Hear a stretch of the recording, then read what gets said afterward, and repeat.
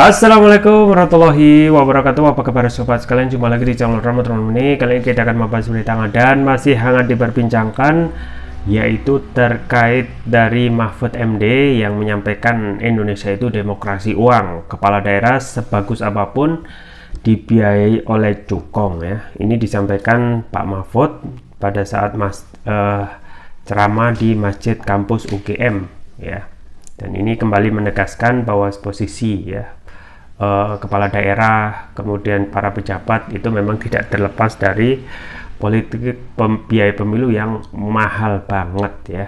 Dan ini yang kita khawatirkan, kembali lagi praktik KKN itu yang akan tumbuh subur ya. Bagaimana selengkapnya ini sesuai yang dilansir oleh Gelora.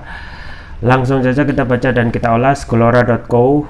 Menko Polhukam Mahfud MD mengatakan demokrasi di Indonesia adalah sebuah demokrasi uang atau transaksional.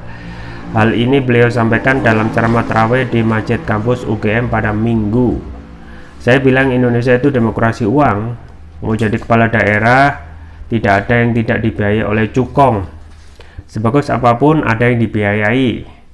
Dikutip dari kanal YouTube Masjid Kampus UGM pada Rabu. Menurut Mahfud MD, hal ini berimplikasi pada kebijakan-kebijakan yang hanya menguntungkan sebagian orang saja. Ketika kepala daerah dibiayai oleh cukong, dia dimintai untuk membebaskan konsesi, pengeluaran izin, tender perusahaannya harus dimenangkan, dan seterusnya, jelas Mahfud MD. Hal ini menurut Mahfud MD sangat merugikan negara, seperti banyak pertambangan liar, banyaknya izin usaha pertambangan ganda.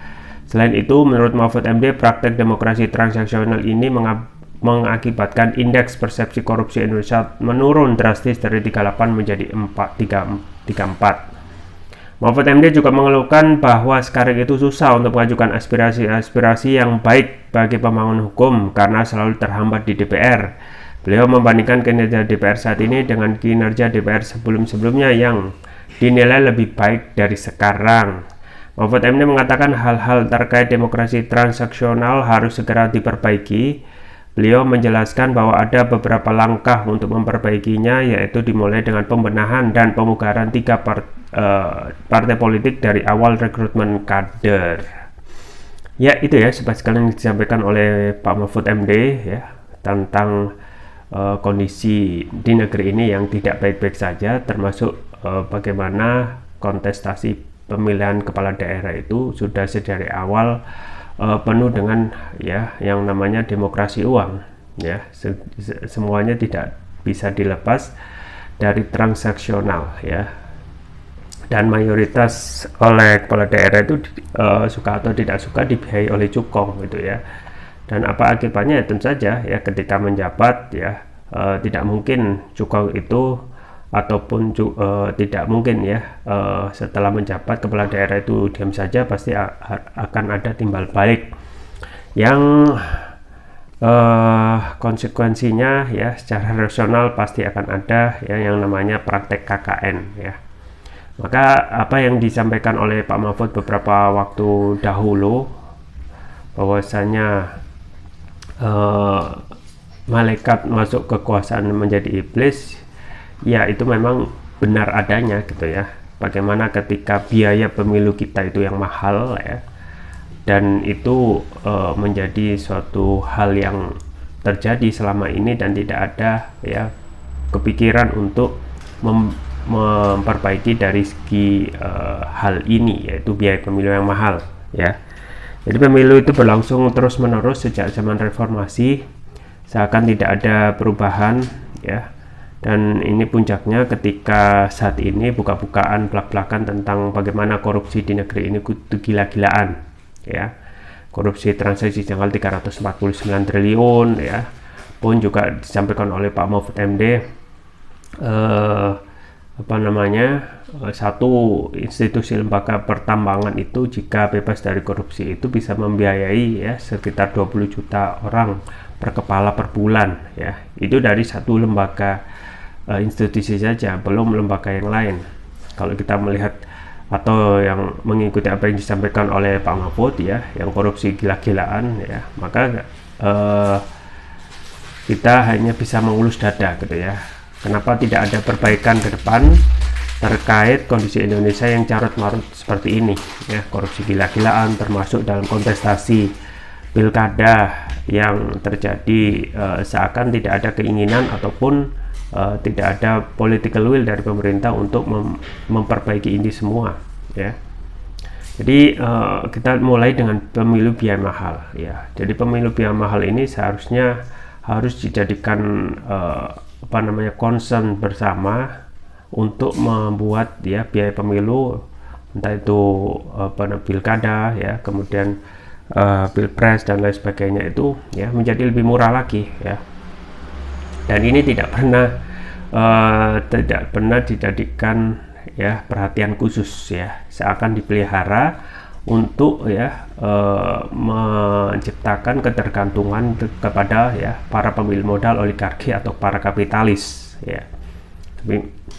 Dan mereka saat ini terus ya memelihara aturan ataupun cara biaya mahal ini supaya di dalamnya ya ada para pemilik modal yang pasti ya akan membiayai biaya pemilu tersebut, entah itu pilkada, pilpres ya, pemilihan kepala daerah dan lain sebagainya. Hampir semua memerlukan biaya mahal ya. Dan kenapa ini tidak pernah kulik gitu ya, tidak pernah disinggung ya, ditekan, karena ini adalah jalan masuk ya praktek KKN yang menggurita di negeri ini ya. Apakah ya tidak ada cara yang strategis ya, misalnya memurahkan pemilu atau bahkan menggratiskan ya, supaya nanti ya pemimpin kepala daerah yang muncul dari pilihan rakyat nanti itu benar-benar membawa idealisme dirinya sendiri tanpa dibebani oleh biaya pemilu ya, yang itu pasti akan dibiayai oleh cukong dan nantinya pasti akan menimbulkan lingkaran setan lagi ya. Itu lagi bahwasanya mereka harus ya, kepala daerah harus mengembalikan uang yang dipinjam pada saat pemilu ya. Kan misalnya dalam segi teknis ya bisa gitu ya, diusahakan dalam hal kampanye ya dilakukan secara daring ya, melalui medsos di YouTube ya. Tidak perlu juga kampanye di luar outdoor, yang itu tentu saja kalau dilakukan terus-menerus akan menelan biaya yang mahal ya. Jadi lewat YouTube yang atau medsos yang lain yang itu bahkan gratis ya, harusnya dijadikan suatu media ya untuk menyampaikan ya, mengkampanyekan, memperkenalkan kepala daerah ataupun baca pres ya, atau wakil rakyat untuk maju dalam kontestasi ya. Jadi benar-benar murah ya, dan harusnya ya aturan tentang biaya murah itu juga harus digodok ya. Kalau enggak ya kembali lagi para kepala daerah, calon kepala daerah, baca pres ya, itu tidak akan bisa menghindari yang namanya praktek percukongan ya. Akhirnya apa ya, akhirnya sama yang disampaikan oleh Pak Mahfud sendiri ya, malaikat itu pun dalam pilkada akan jadi iblis pula gitu ya. Bayangkan misalnya ya, nah sekarang juga rame ya, misalnya Bupati Meranti. Dan ini adalah fenomena yang biasa gitu ya, karena hampir seluruh sebagian besar kepala daerah itu pasti kena cokok ya, ataupun ketahuan atau tidak ketahuan ya, cepat atau lambat pasti akan ketahuan ya, kena ya korupsi ya namanya. Karena kepala daerah misalnya ya take home pay-nya cuma 50 juta ya, 50 juta kali 12 bulan 60 ya, 600 juta, 6 kali 5 3 miliar ya. Jadi selama 5 tahun menjabat cuma dapat 3 miliar, sedangkan ya biaya yang dibiayai oleh cukong ya untuk kampanye dan lain sebagainya itu lebih dari 3 miliar. Itu kalau 3 miliar itu nggak dipakai untuk apa-apa. Kalau dipakai untuk hal yang lain bisa jadi ya biaya untuk mengembalikan modal yang demikian besar itu malah lebih besar lagi ya. Jadi inilah politik saat ini ya, biaya pemilu yang menjadi pintu masuk dari diterapkannya praktek tumbuh suburnya praktek KKN ya. Jadi kalau kita melihat praktek seperti ini ya, hampir sebagian besar kepala daerah pasti akan ya terlibat korupsi gitu ya. Karena dari mana mereka mendapatkan? Karena yang mempunyai uang ya hanya pengusaha, ya hanya cukong, hanya kapitalis oligarki ya. Dan imbal baliknya ya pasti ya tidak mungkin ya no freelance ya, pasti akan ada imbal balik, misalnya pemberian mengeluarkan izin ya, membebaskan konsesi, tender perusahaan yang ugal-ugalan, yang akhirnya yang terjadi adalah kerusakan alam gitu ya. Kerusakan alam yang terjadi di berbagai hutan di negeri ini ya kembali lagi akibat para ulah kapitalis yang serakah, yang jor-joran membiayai kontestasi pemilu yang mahal, dan mereka mintanya ya juga jor-joran gitu ya. Akhirnya kembali lagi ya, satu hal yang merusak negeri ini yaitu kapitalis, tidak hanya merusak sendi-sendi di tengah-tengah masyarakat ya. Kepala daerah sudah tidak idealis lagi ya, karena mereka terbebani bagaimana mengembalikan modal. Kemudian alam juga ikut terdampak dengan rusaknya akibat konsesi yang diberikan oleh kepala daerah untuk melakukan konsesi ya. Dan konsesinya pun ya ugal-ugalan, rusaklah semua hampir segala sendi di negeri ini akibat praktek ya kapitalis ya, sistem kapitalis yang diterapkan di negeri ini. Jadi semuanya perlu modal ya, ini penuh kanan kiri depan belakang perlu modal, termasuk dalam kontestasi pilkada. Dan ini yang kemarin disampaikan ya, yang membuat indeks persepsi korupsi di negeri ini turun, bahkan terjun bebas dari 40 kemudian turun jadi 38 dan akhirnya turun lagi menjadi 34. Dan inilah yang menjadikan Indonesia itu tidak maju-maju ya. Kalau kita menyentuh angka 25 ya, pastilah kita akan menjadi negara yang terkorup ya. Bayangkan ya, itu yang disampaikan padahal ya satu hal yang tidak pernah kita pikirkan adalah bagaimana sistem ini untuk sistem apa yang terbaik untuk mengatur manusia ya. Kalau kita sudah mengetahui ini sudah rusak sedari dulu ya, kenapa tidak ada pikiran untuk mencoba mencari alternatif sistem yang benar-benar bisa sesuai dengan kebutuhan manusia gitu ya. Kapitalis, demokrasi itu sudah gagal sebenarnya. Mau dibilang apa gitu ya? Apakah juga mengikuti omongan Pak Mahfud misalnya, kita punya DPR buruk, jelek, gak apa-apa daripada tidak ada gitu ya. Nah ini juga sama saja mempersilapkan kondisi buruk itu terus menerus berlangsung. Artinya ada akan korupsi ya, kemudian juga produk undang-undang tidak akan bisa mengakomodasi rakyat, dan itu terus berlangsung ya.